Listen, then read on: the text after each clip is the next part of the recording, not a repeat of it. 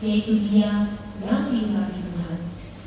Di bait Allah hidup seorang nabi perempuan yang bernama Hana.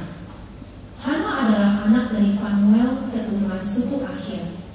Hana sudah sangat lanjut umurnya. Dia hidup bersama suaminya selama 7 tahun, dan kini ia seorang janda yang sudah berusia 84 tahun. Hana tidak pernah meninggalkan bait Allah siang dan malam, beribadah dengan berpuasa dan berdoa. Pada suatu hari di bait Allah, sang nabi perempuan itu sedang mengucap syukur kepada Allah. Lalu Hana menceritakan kepada orang-orang tentang bayi Mesias, bayi yang lahir bagi orang-orang yang menantikan kelepasan untuk Yerusalem. Saat itu kekuasaan Romawi mencapai titik puncaknya, sedangkan penderitaan bangsa Israel mencapai tingkat terendahnya. Di saat yang sama, Yusuf dan Maria membawa bayi Yesus yang sudah berusia 30 hari untuk upacara pentahiran sesuai dengan hukum Taurat bagi bayi laki-laki. Di saat yang sama pula, Roh Kudus memimpin Simeon untuk datang ke bait Allah. Baik Simeon, Yusuf dan Maria tidaklah saling mengenal, tapi Roh Kudus memimpin Simeon untuk mengenal bayi yang selama ini dia nantikan. Dengan takjub, Simeon menatang sang bayi Mesias itu.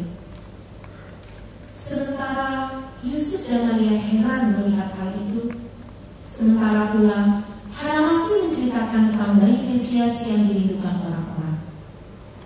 Lalu Simeon berkata, "Sekarang Tuhan, biarkanlah hamba-Mu ini pergi dalam damai sejahtera sesuai dengan firman-Mu, sebab mataku sendiri telah melihat keselamatan yang datang daripada-Mu, yang telah Engkau sediakan di hadapan segala bangsa, yaitu terang yang menjadi kenyataan bagi bangsa-bangsa lain dan menjadi kemuliaan bagi umat-Mu Israel."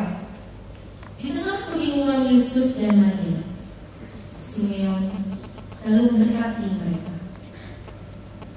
Lalu Simeon menjelaskan kepada Maria sang ibu, persis seperti yang dijelaskan Hana kepada orang-orang, yaitu sesungguhnya anak ini ditentukan untuk menjatuhkan atau membagikan banyak orang di Israel, dan menjadi suatu tanda yang menimbulkan perbantahan, dan menjadi suatu pedang yang akan menembus jiwa sendiri, supaya nyata pikiran hati banyak orang. Setelah upacara pentahiran selesai, Yusuf dan Maria kembali ke kota mereka, yaitu kota Nazaret di wilayah Galilea. Semua orang kudus memiliki cerita yang sama tentang bayi Mesias. Mereka menceritakan nubuat yang sama, dimanapun mereka berada dan kapanpun mereka hidup dan berapapun usia mereka. Semua cerita adalah